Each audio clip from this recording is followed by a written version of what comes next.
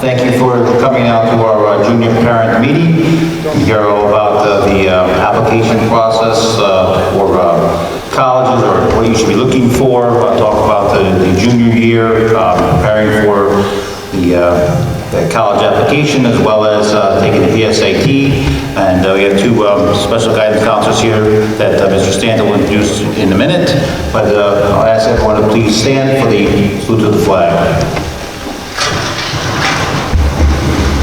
I pledge allegiance to the flag of the United States of America and to the republic for which it stands, one nation, under God, indivisible, with liberty and justice for all.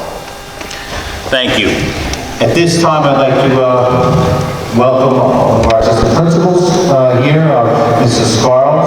She just started with us this week, so we're happy to have her here.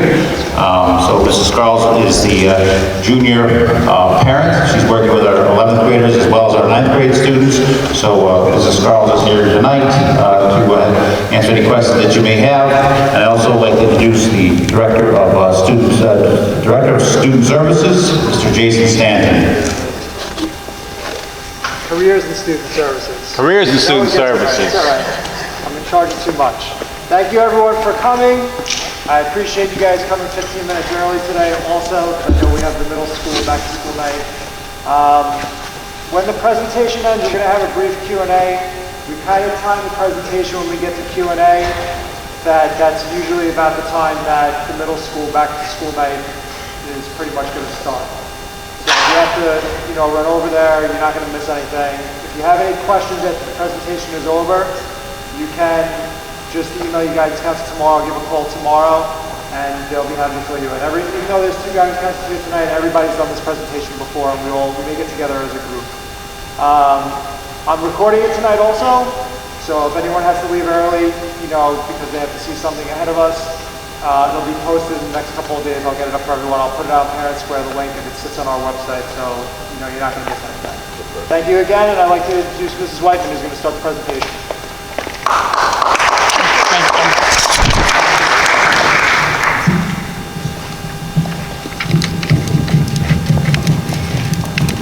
Is there a trick to this? Is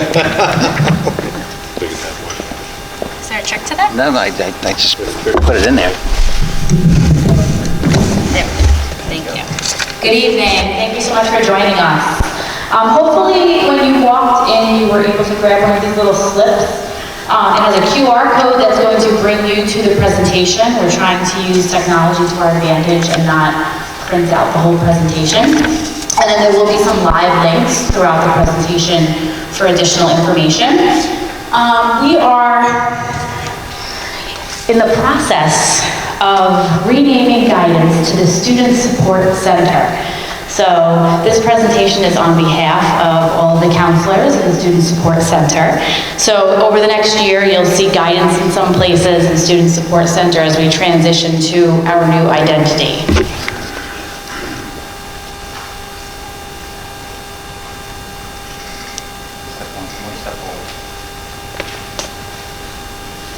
I am actually the person in the office that excels in technology, although it doesn't look that way.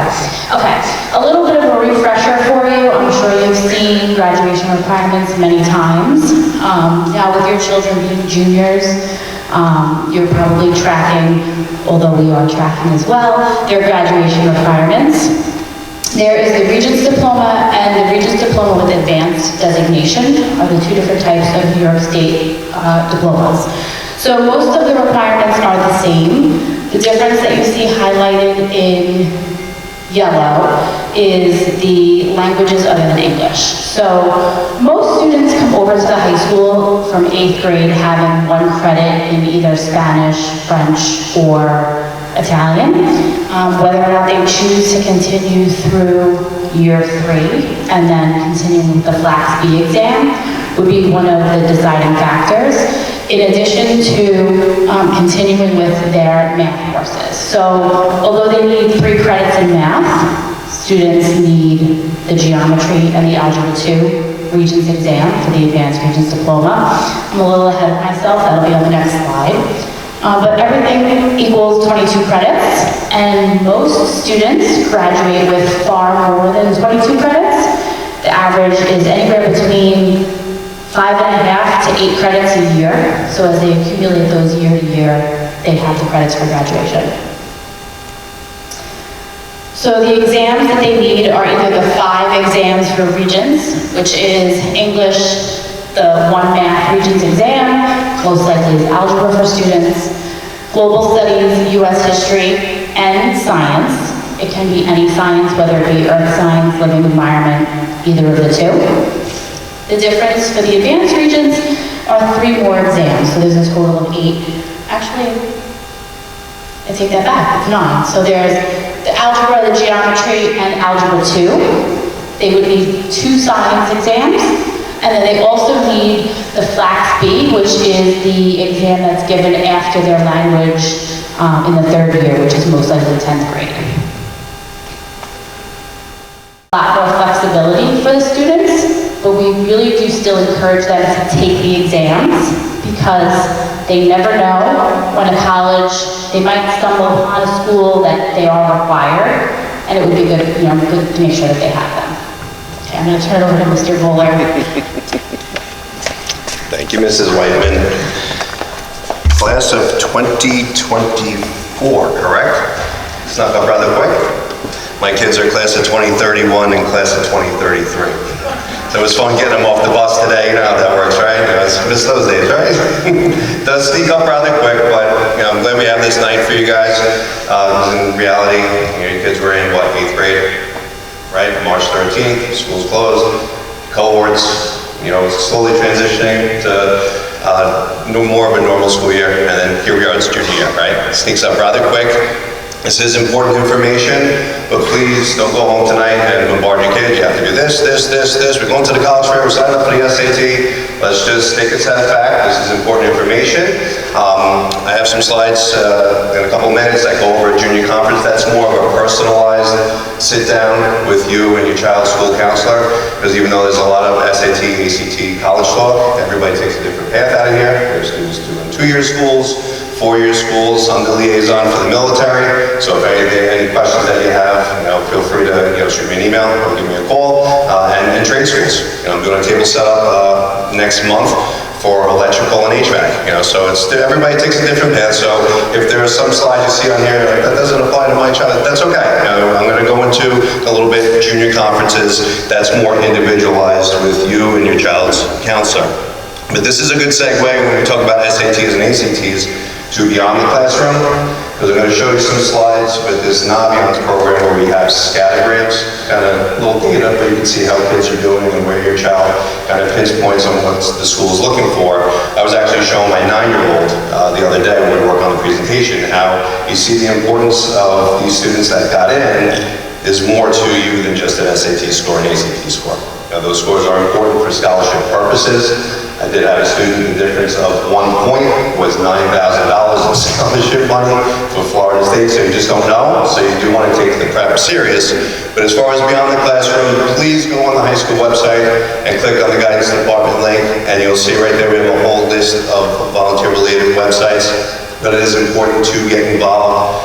Leadership skills, I can't tell you how many times we're working with seniors, and this is what we're trying to avoid. We're working with your child, and we're doing the applications, and now you have those questions to list volunteer leadership, and you see it with seniors. It's like, oh, this is what my parents have been talking to me about since forever, okay? So we are, we're fully open. There's going to be a lot of great opportunities. We have an elective fair that's coming up in January, so there's a lot of good opportunities coming up for your kids to get involved. When we talk about scholarships, there is a volunteer component. Any honor societies, again, volunteer component. I had a student graduate 2 years ago, and when kids graduate, we had them do a senior survey, kind of reflecting back on high school. And I had to write on my bulletin board. It's a very simple one-liner. Try everything, even if you don't know, just try it. You're better off being nervous for 5 seconds than to regret it for a lifetime. It's great advice. Okay, so as far as getting involved, if you need help, that extra nudge, reach out to your high school counselor. We can help your child out with that. And don't get overly involved. We have students that are involved in 15 different things, but what type of role did you really take on?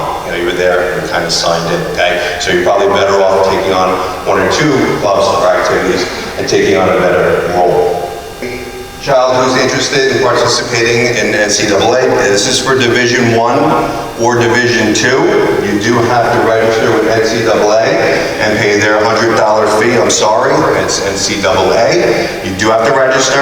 If you're concerned about your child's grades and clearing with NCAA, Ms. Pignataro, she's our liaison for NCAA Clearinghouse. They actually have a worksheet that you fill out with all your child's grades to see exactly what they would need for senior year. The majority of kids, it's not a problem as far as clearing, but since you are a junior, this is the time. You never know. You could have a great season senior year. You know, you see it all the time. So it doesn't hurt to get at least registered with NCAA. So at least you can communicate with coaches and start doing those visits. As far as college search goes, when you look at that, there's over 4,000 colleges. It's very overwhelming. Please note this, you don't have to make a final decision, all right? And this is across the country. Today is what? September 2022. May 1st, 2024. That's decision day. How much is going to change between tonight and next spring? A lot, okay? We're working with our seniors right now, and the conversations aren't about picking that school, it's let's get everything organized and out. You know, really the goal is it's springtime of senior year, you want to be sitting at the kitchen table, all right kiddo, these are the schools you got into, these are the options, scholarships, and you want to make a smart decision, okay? So again, you don't have to go home tonight and do all this, but keep in mind, May 1st, 2024, that's how much time you have to make that final decision. It is important to go on College Board's website and Naviance. We always like to cross-reference. I was doing a college search with a senior the other day. Again, when you first look at all the schools, it can be overwhelming, but based on the questions she answered, she narrowed it down to 26 schools. All right, that's like your starting point. It doesn't hurt if you want. I know Mrs. Whiteman mentioned the college fair. That's going to be November 1st. It doesn't hurt to maybe do a college, search on College Board and Naviance prior to that November 1st college fair. So at least you kind of have an idea, maybe some schools that were matched up. Oh great, Stony Brook's here. That was actually on my list of schools. Local schools to Stony Brook, love it. You know, it's important to get on that campus to see if it's a good fit. St. Joe's College is actually St. Joe's University now. They're doing amazing things on that campus, a little bit smaller, a little bit more of an intimate setting. Get on that campus, all right? You know, I used to be an RA in charge of the dorms at Stony Brook. I would have great kids that would show up there, but they weren't happy. You ask them, why did you select Stony Brook? Well, they have great programs. You know, I heard this about this school, but they didn't really visit the school to make sure it's a good fit. Keep in mind, all right, we bring this up all the time, May 1st, 2024. You guys everybody's got crazy schedules.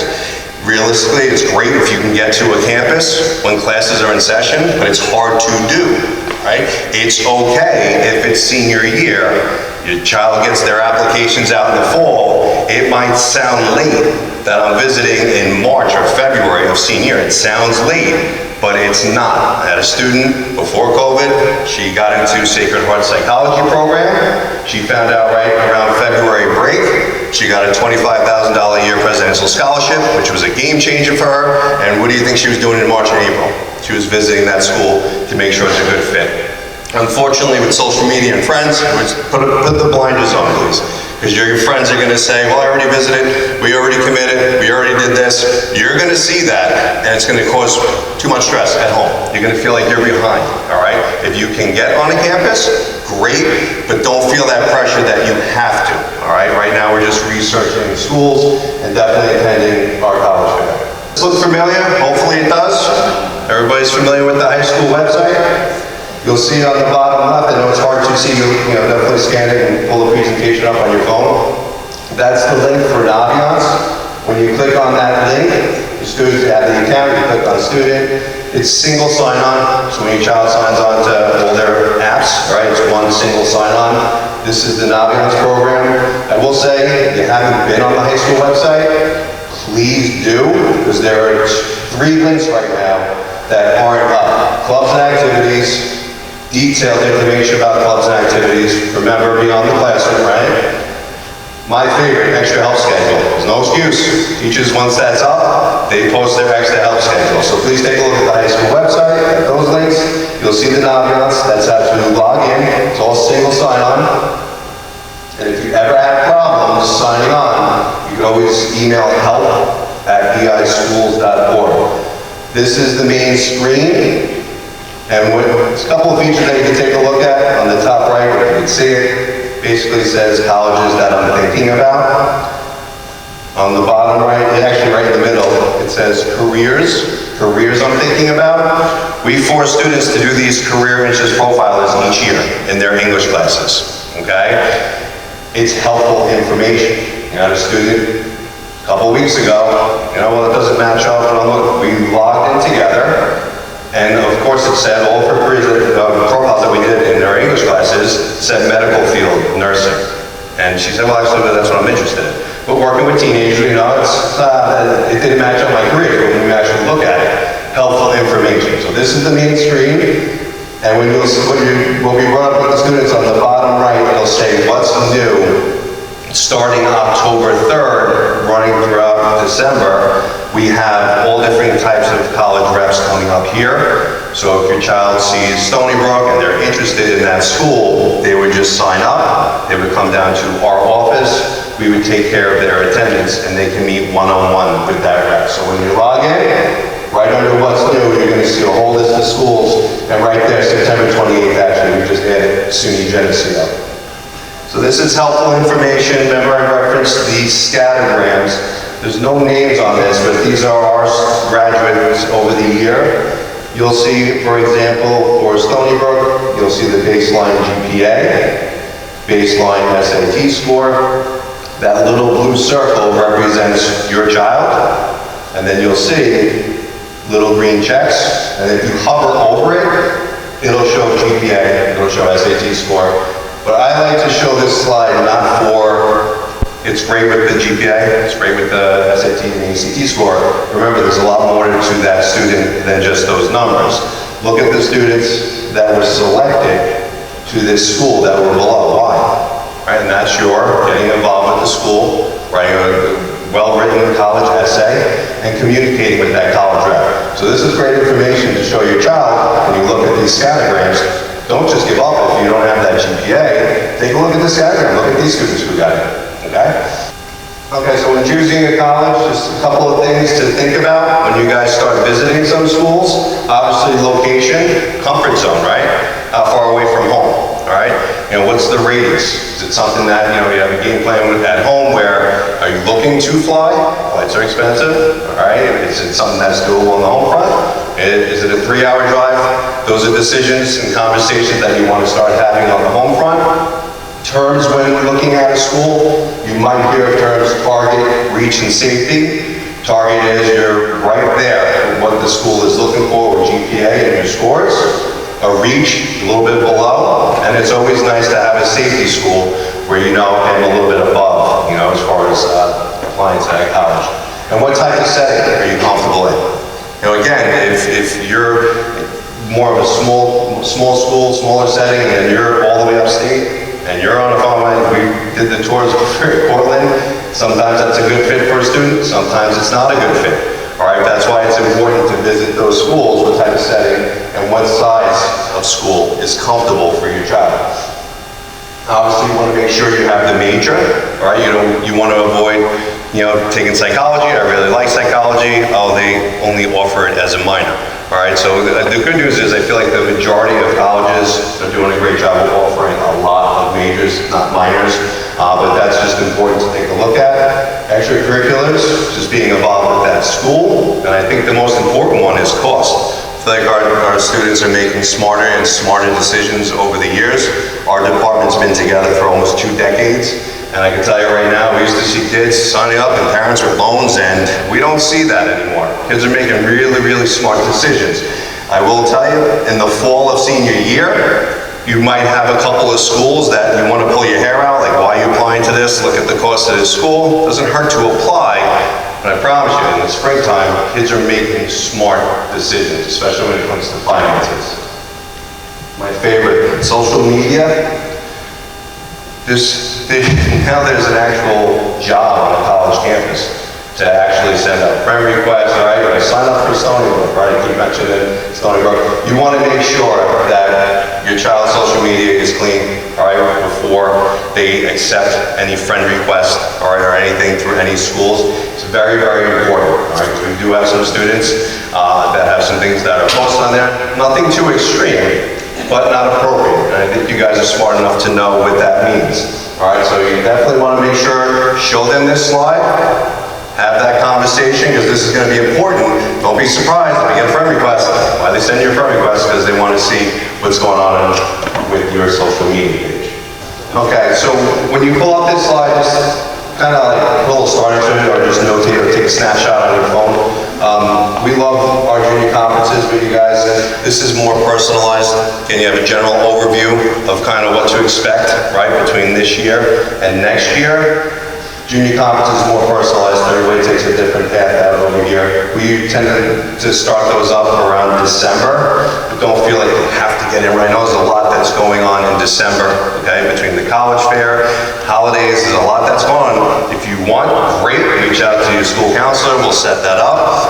If not, we take those meetings throughout the year, January, February, March. It is important to sit down just to kind of map out diploma, academics for your senior year, game plan as far as college, military, trade school. So we'll be sending information out, but that's what the junior conference is. One of the silver linings with COVID, a lot of our junior conferences, I'd say, at least for my league, I feel like 75% of them were like Google Meets. Parents didn't have to take off work, you know, which was great. They had a bunch of parents say, I see my kid all the time, no worries, send me the link. And the students in the office, and the parents right on the screen with the camera, and we could share the screen and go through everything that way. All right, please don't drive though. I had one parent last year that was driving and it scared the heck out of me. So it's up to you. When we do those junior conferences, you can do it in person, or you can set up. Again, this is our website, which you guys should be familiar with. Please click on the guidance link though, because there's a lot of helpful information, SAT, ACT prep, volunteer-related websites that kids and parents don't even realize is there. Parent Square, if not, definitely download the app. I know we get a lot with the push notifications, but we send a lot of information out to our seniors and our students as well. I know Mrs. White and myself sent the message out to all of our seniors as a follow-up to our presentations in the English class and their post-secondary plan. So if you don't have this, please download the app in Parent Square, and it's twofold. You have messages to click on, that's more personalized one-on-one, and you have posts, which are, posts that go out through the whole community. Okay, now for Q&A, but take a step back, remember what we said, because you have until May 1st, 2024. Questions?